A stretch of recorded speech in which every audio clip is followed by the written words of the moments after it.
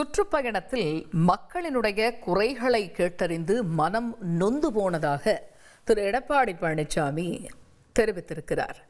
கோவை சட்டமன்ற தொகுதிகளில் சுற்றுப்பயணம் மேற்கொண்ட இபிஎஸ் இந்த குற்றச்சாட்டுக்களை முன்வைத்திருக்கிறார். காவல் மரணங்கள், சட்டம் ஒழுங்கு சீர்கேடு உள்ளிட்டவற்றை சுட்டிக்காட்டி அறிக்கை வாயிலாக இந்த கருத்தினை தெரிவித்திருக்கிறார் எடப்பாடி பழனிசாமி. 2026ஆம் ஆண்டு சட்டமன்ற தேர்தலில் மக்கள் விரோத ஆட்சிக்கு முடிவு கட்டுவோம் என்றும் சூளுரைத்துள்ளார் இபிஎஸ்.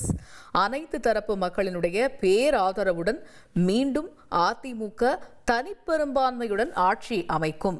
அதிமுக ஆட்சி அமைக்கும் என்பதற்கு மக்களின் ஆதரவே சாட்சி என்று அறிக்கையின் வாயிலாக தெரிவித்திருக்கிறார் எதிர்க்கட்சித் தலைவர் எடப்பாடி பழனிசாமி.